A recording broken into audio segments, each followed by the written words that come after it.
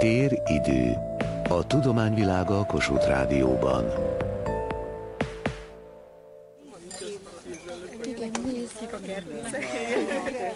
Nincsen rózsatörés nélkül, óvatosan.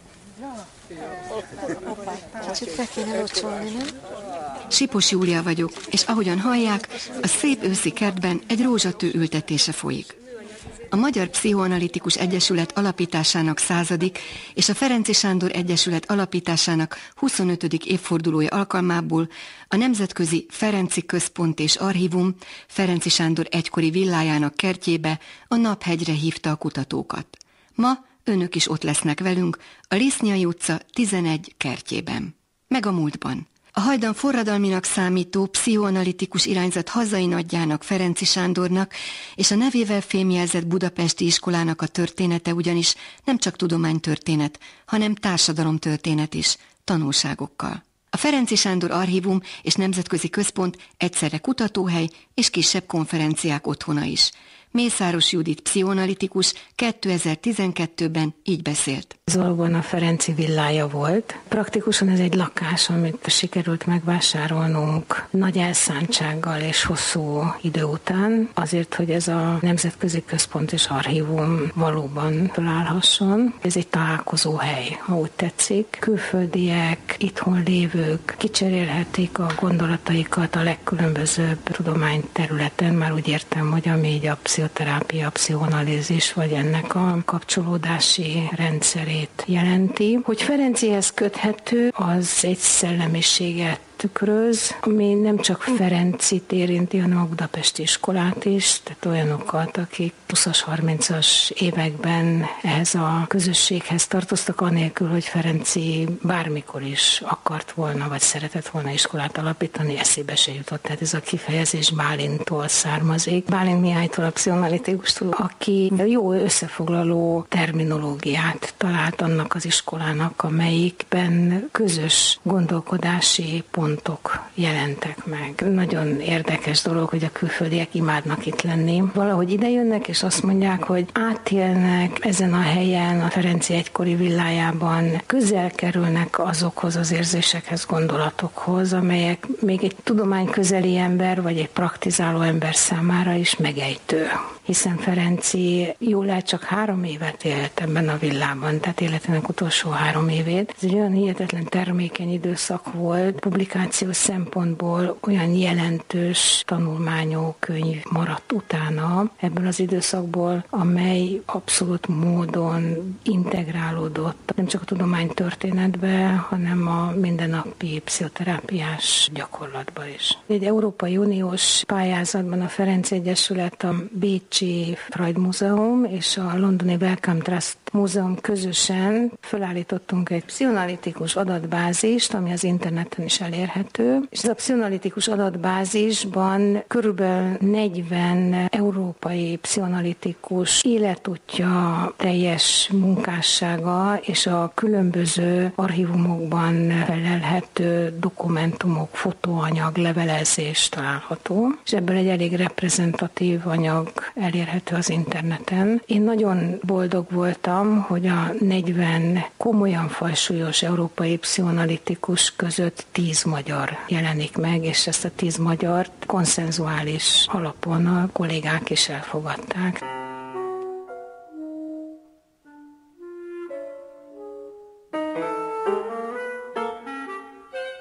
Vissza a jelenbe. Most pedig hallgassunk bele Lőrinc Zsuzsa bevezetőjébe a mostani ünnepségem. Tudjuk, hogy ez az egyesület nem folytonosan működött, mégis megőrizte a hagyományait és megőrizte a módszerét, megőrizte az elméletét, és mind a mai napig erre tudunk támaszkodni. Akkor is így van ez, hogyha tudjuk, hogy milyen pusztítóan avatkozott be ennek az egyesületnek a történetébe a 20. századi történelem. 1913-ban 4 vezetőségi taggal, és ahogyan Ferenczy tréfásan megjegyezte, 1 tagú közönséggel alakult meg ez az egyesület, de ennek köszönhetően csatlakozhatott a Nemzetközi Egyesülethez. Ma 100-an vagyunk. Újra itt a kérdés, hogy sok-e ez vagy kevés. Ha a 100 év történetéhez viszonyítunk, akkor azt gondolhatjuk, hogy ez nem túl sok. De ha az újjáalakítástól számítjuk a mai pszichoanalízist, a mi egyesületünket, tehát 1989-től, akkor azt mondhatjuk, hogy évi 4 új taggal bővültünk átlagosan.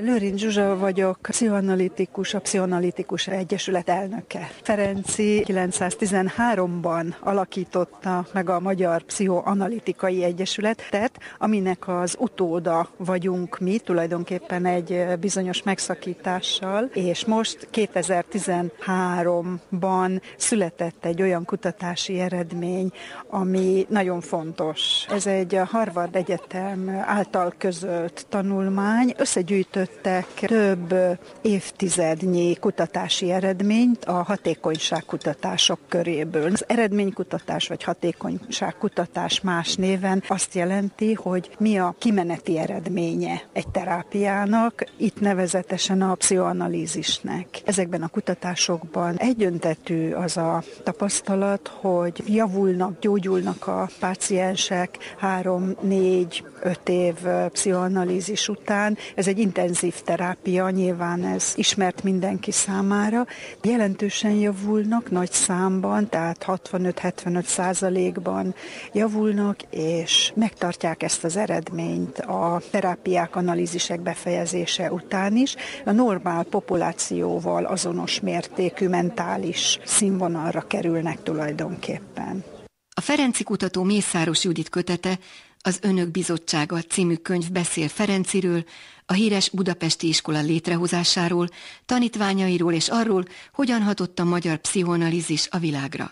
A mi pszichoanalízis az alapvetően Ferenczytől indult ki. Ő volt az, aki a magyarországi pszichoanalitikus mozgalomnak nem csak a katalizátora volt, hanem rajta nagyon sok minden múlott. Ebben több faktor ölelkezése egyidejűleg ott van. Ferenczy személyisége, elköteleződése a pszichoanalízis iránt, közvetlenül a Freuddal való első találkozását követően ugye 908-ban. Ez olyan mértékű volt, és olyan szenvedélyes volt, ami bizonyosan jót tett annak, hogy a pszichoanalitikus mozgalom elindult Magyarországon, de ugyanakkor, ha Ferenczynek nem lettek volna játszótársai, akkor önmagában lehetett volna akármilyen zseniális szellem. Ezt tudjuk, hogy azért a művészetekben és a tudományban is vannak zseniális szellemek, akik egyedül maradnak. De hál' Istennek az a korszak a magyarországi tudománytörténetben egy speciális időszak volt, mert elindultak azok a megújulás iránti igények, amik ebben a polgári és radikális mozgalmak segítségével utat törtek maguknak. Itt volt a Galilei kör, aztán a vasárnapi kör, társadalomtudományok szabadiskolája, a 20. század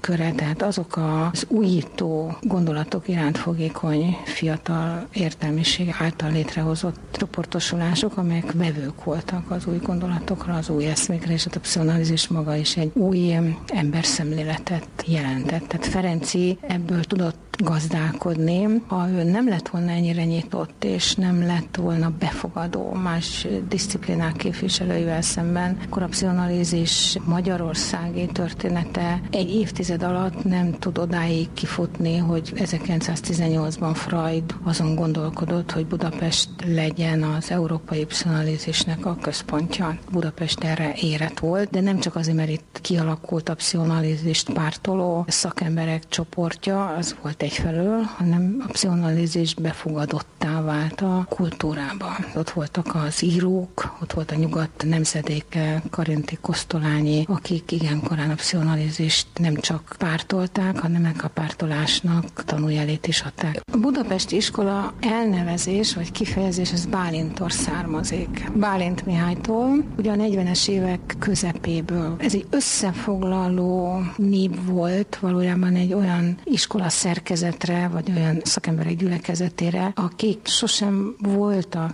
egy Lega Artis iskola tagjai. Tehát ez az iskola nem úgy létezett, hogy volt egy iskola, ami falakkal vagy direktorral rendelkezett, hanem ez kvázi egy hálózat volt. Olyan emberek kapcsolódtak egymáshoz, akik elkezdtek hasonló módon gondolkodni, és a hasonló módon történő gondolkodásnak persze a katalizátora Ferenci volt. Tehát Ferencinek a szemléletmódja, terápiás és elméleti kezdeményezései megfogták azokat a fiatal szakembereket, akikkel ő együtt dolgozott, illetve nagyon sokat megfogott belőlük, és ezekből lett kvázi a budapesti iskola csoportosulását jelentő néhány ember. Ha jól belegondolunk, akkor 10-12 embert lehet ebbe a körbe sorolni, de a 10-12 embernek óriási tudománytörténeti hatása volt és befolyása. A Ferenci gondolati kezdeményezései és terápiás elképzelései azok integrálódtak a mai pszichoanalízis, feltáró pszichoterápiák elméletébe és gyakorlatába. Én azért mondom, hogy kezdeményezései, mert az egy hosszú idő, még egy ötletből egy teoretikus rendszer kiépült. Ebben aztán nagyon sokan beletették a maguk tehetségét. Nem lehet azt mondani, hogy minden Ferenciről szól, de a Ferenci kezdeményezéseknek helye lett a mai pszichoanalitikus gondolkodásban. A modern pszichoszomatikus gondolkodásmódnak az elemeiben ott vannak azok a kezdeményezések, amelyeket Ferenci gondolt a test-lélek együttműködésében, tehát hogy ezek nem elválasztható kategóriák. Ez a szemléletmód ma már nem megkérdőjelezhető, hanem egyszerűen belesimul a mindennapi terápiás gyakorlatba.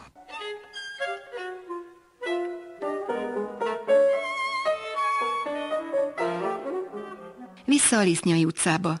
A nap átdereng a kert hatalmas kőrispályának levelei között. Körülbelül 60 elnevezés van. Harmadta János. A magyar elnevezés kisbolygókról, és ha megnézzük a táblázatot, akkor olyanok vannak, ugye, mint Bartók Béla, Liszt Ferenc, Semmelweis Ignác, Petőfi, Perényi, Vasarelli, Kodály, és ezek között ott van Ferenci Sándor, egyedül, mint orvos, és mint pszichoanalitikus, és ami különösen nagyon jó és érdekes, hogy nem a magyar kollégák nevezték el, hanem egy holland kutató nevezte el, aki fölfedezte 94-ben, és aztán 2000-ben pedig elnevezte Ferenci Sándorról. Ferenci Sándornak a nevét tisztelik és becsülik messze a határainkon túl, és messze a szűk tudományterület határain túl.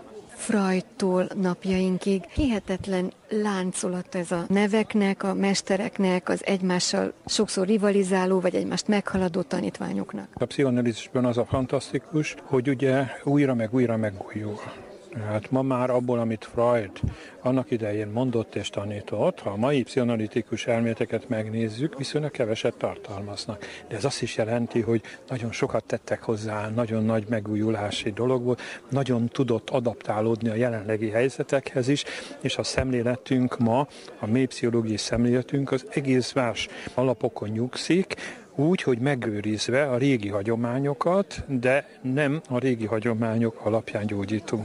Ferenci Sándor egy rövid időre egyetemi tanszéket kapott. Erős Ferenc. Ferenci volt a világon az első olyan pszichoanalitikus, akit hivatalosan megbíztak egy pszichoanalitikus tanszéknek a vezetésével. Korábban ilyen tanszék nem létezett. Másrészt pedig Magyarországon a pszichoanalízis viszonylag új tudományág volt, egy új terület, ami elég nagy érdeklődés váltott ki, különösen budapesti értelmiségi körökben a 1900-as évek elejétől kezdve. Ugyanakkor a hivatalos akadémiai tudomány képviselő vagy ezeknek a többsége ezt hevesen elutasította. Két forradalom következett be, 1918 őszén az őszi rózsás forradalom, majd utána 1919 tavaszán a tanácsköztársaság, és már ugye az őszi rózsás forradalom alatt elindult egy mozgalom annak érdekében, hogy Ferencit hívják meg egyetemi oktatónak. Ezt elsősorban a diákok kezdeményezték, több petíciót írtak, főleg az orvostanhallgatók. Ez egy több hónapos küzdelem volt, melynek eredményeként végül is Ferencit kinevezték, ugyanakkor ezt azt tette lehetővé, hogy már a 18-as őszirózsás forradalom idején heves harc dúlt a kormányzat és az egyetemek között, és hát a kormány, már a őszirózsás forradalom kormánya is beavatkozott az egyetem autonómiájába, és kinevezett felvett saját hatáskörében professzorokat, például Jászi Oszkárt, aki kormánybiztosa is lett az egyetemi ügyeknek. Tehát ez egy bonyolult politikai, hatalmi küzdelem volt, amelynek a kontextusában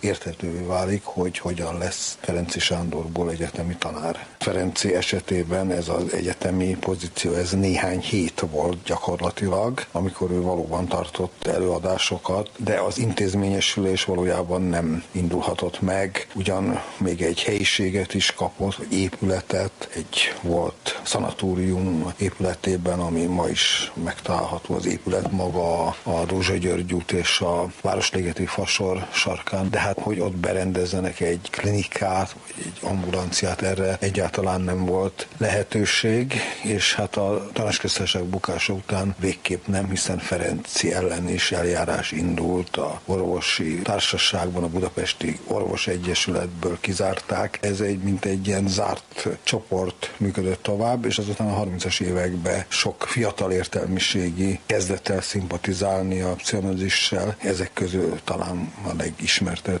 József Attila, ami egy külön érdekes téma, de ez a csoport az egyetemnek vagy más intézménynek a közelébe sem kerülhetett, tehát ez hosszú időre teljesen leblokkolta a pszichonázisnek bármilyen hivatalos legitimáció, és hozzá kell tenni ehhez azt is, hogy a pszichológia hasonlóképpen járt, tehát maga a pszichológia is, Révész Gézát 18-ban még kinevezték a pszichológia első egyetemi tanárába a bölcsészkaron, de ő is emigrált 19 vagy 20 után, és aztán csak a 30-as években kezdődik valamilyen csirája a pszichológia oktatásának az egyetemen, de az is a Filozófiai Intézet keretében akkor. Hajnal Andrétól azt kérdeztem, miért is olyan fontos a tradíció ezen a tudományterületen. Tulajdonképpen mivel foglalkozunk?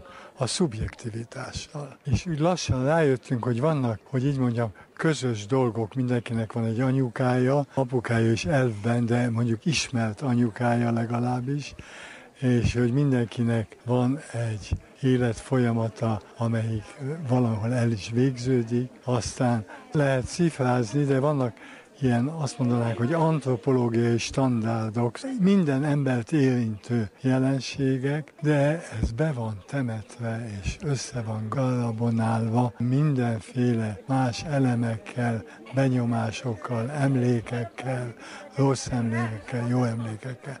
Vagyis a pszichoanalízis megpróbálja ezeket az elemeket szétrakni, és hogy valahogy az úgy kezdődik, hogy azt mondja, hogy hát a mások is ezt és ezt találták, akkor nézzük meg, hogy itt ebben az esetben is egy általános emberi dologról van szó, vagy egy egyedi dologról van szó, vagyis a tradíció és a tapasztalatok átadása egy nagy szerepet játszik, és végül is a pszichoanalitikus teória, hiszen most hallottad a majd idézetet, az tulajdonképpen ez megfigyelem, tapasztalom, és abból megpróbálok csinálni egy képet az emberről. Nevekből épülnek fel évtizedek. Mindenki valami más talált, mert más az egyénisége. Ahogy azt mondták, ugye, hogy a Freudnak a vállán a Ferenczy felkapaszkodva egy kicsit többet látott, aztán a tapasztalatok kumulatív módon ülnek össze. Mit jelent ez a kert? Ez azt jelenti, hogy Ferenczy itt talált magának egy nyugodt pontot, ahol az akkori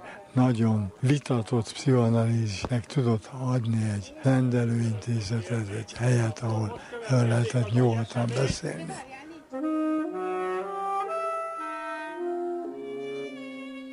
Amikor Ferenczy meghalt 1933-ban, akkor Freud úgy búcsúzott tőle, hogy az ő nevét nem lehet kitörölni a tudomány történetéből. Németh Attila, pszichiáter. És ez egy paradox beteljesülő jóslat volt, azaz 40 éven keresztül hallgattak Ferenczyről, és az analitikusok is hallgattak, meg Magyarországon is hallgattak, de ott az egész analízis mozgalomról hallgattak, és 40 év kellett ahhoz, hogy újra felfedezzék, és Franciaországból indult el ez a új éra, és aztán eljutott persze Magyarországra is, és 1983-ban jutott el a Magyar Pszichiátriai Társaság és az analitikus szekció, hogy egy emléktáblát rakjon ki Ferenczy halálának 50. évfordulójára. Ez megindította aztán az egész analitikus mozgalmat, megalakult a Ferenczy Sándor Egyesület, most ünnepli a 25 éves évfordulóját, és helyére került Ferenczy Sándor, az, aki Freudnak a legközelebbi munkatársa volt. A nemzetközi analitikus világ Ferencit egy sorba helyezi Junggal vagy Adlerrel, sőt, azt szokták mondani, hogy ő volt a legkreatívabb, leggeniálisabb ember a Freud belső köréből. Ő is azok közé tartozott, aki meg akarta újítani az analízist. Ezt kezdetben Freud még jó szemmel nézte, aztán később viszont már a kiátkozás határáig jutott, mint ahogyan sokan mások is. De azért nagyon sokat köszönhetünk Ferencnek, például a viszontáttételnek a jelentőségét, hogy nem csak a betegben mennek érzések a terapeuta felé, hanem fordítva is, és ezzel is kell foglalkozni. Vagy az, hogy egy pszichiáter vagy egy pszichoanalitikus ne az igazságot keresse, hanem fogadja el azt, hogy amit a beteg mond, az az ő igazsága. Nekünk azzal kell foglalkozni, és nem annak kell utána nézni, hogy ez most igaz vagy nem igaz, hanem az, hogy ő hogy éli meg. És ezek olyan alapdolgok, amit most már elvileg minden pszichoterapeuta tud, de mégis meg kell tanítani, hogy ezért nem adunk tanácsot, vagy nem korrigáljuk a beteget, hanem indirekte tudunk segíteni abban, hogy ő tudjon jobban belelátni a saját problémáiban. Közismert erről a módszerről, hogy borzasztóan időigényes, sokszor évekig tart ez a fajta terápia. A világon egyre költségesebb a betegellátás. Nem szorul háttérbe ez a fajta nagyon időigényes és költségigényes terápia? De nyilván sokkal inkább háttérbe szorult, mint ezelőtt 50 vagy 100 évvel, amikor elindult, mert akkor ez volt a terápia. Akkor még gyógyszerek sem voltak, és más terápiás módszer sem volt. De minden ebből nőtt ki az új pszichoterápiás módszerek, akik gyakorlatilag megtagadták az előzményt, és elhatárolták magukat a klasszikus analízistől, de gyakorlatilag én azt mondom, ez olyan, mint egy generációs különbség, ahol a fiúk újra keresik a saját identitásukat a nagy Kír nevű apával szemben. De szó, ami szó, a mindennapi klinikai gyakorlatban analízis már nagyon ritkán végeznek, magánpraxisban igen, és elsősorban inkább a terapeuta képzésben van jelentősége. Tehát ahhoz, hogy valaki jó pszichoterapeuta legyen, ahhoz kell egy mély önismeret. Ennek az egyik lehetősége, hogy valaki elmegy analízisbe, és ez kétségtelen akár évekig is eltarthat, de a hatása az hosszú távon érvényesül. A pszichoterápiának sok módszere van, és ezek mind-mind hatékonyak, csak meg kell találni azokat a betegségcsoportokat, illetve azokat a személyeket, akiknél azt a terápiát érdemes alkalmazni. Ilyen értelemben az analízisnek is van egy bizonyos köre, általában olyan emberek, akik inkább a saját önismeretük mélyítésére törekszenek. Itt van a helye az analízisnek. Aki járt a Bécsi Freud Múzeumban, láthatta, hogy a kis lakás előszobájában több nyelvű vezetés közül választhat, és még egy kis múzeumi shop is van. A csöpnyi íróasztal körül a polcokon Freudot ábrázoló hűtőmágnes, meg számtalan fotó, ceruzák és egérpad, ami azt a bizonyos szőnyeget mintázza, ami a híres díványt borította. A tudománynak is vannak brandjei, amolyan turista csalogató nevek, ismeri őket a világ, és brandek, márkák lettek. Ilyen lehetne a Lisznyai utcai Ferenczy ház is, aminek a kertjében most egy rózsatövet ültettek a pszichológusok és pszichiáterek, a lelkünk ismerői és gyógyítói. Mészáros Judit.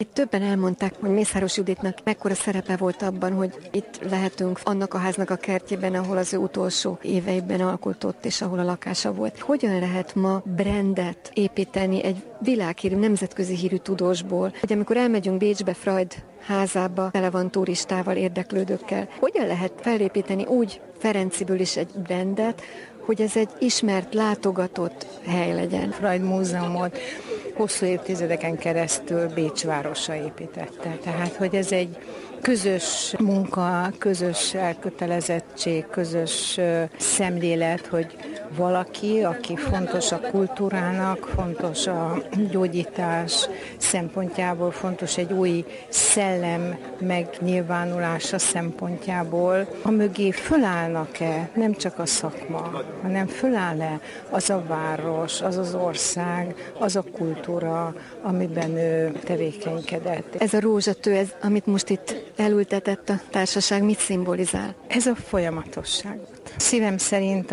az integrálódást, tehát azt, hogy a szakma akkor fejlődik optimálisan, hogyha maga mögött tudja hagyni azokat a rivalizációkat, amelyek szétviszik a szakmai együttműködést. Természetesen az emberek rivalizálnak, természetesen abszolút módon hozzátartozik az emberi lény működéséhez. Csak a mértékéről van szó. Nem szabad azt a mértéket meghaladni, ami akadályozza a továbbfejlődést.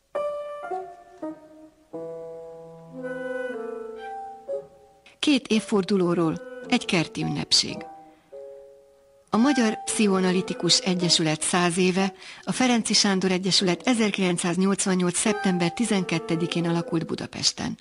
Azt a hagyományt folytatják, amit Ferenczy Sándor, Sigmund Freud munkatársa és barátja, a magyarországi pszichoanalízis megteremtője, a dinamikus pszichoterápiák előfutára alakított ki. A mai téridőben önök is részesei voltak a megemlékezésnek. Munkatársaim Debreceni Géza és Magsai Helga nevében is köszönöm figyelmüket. Sipos Júliát hallották.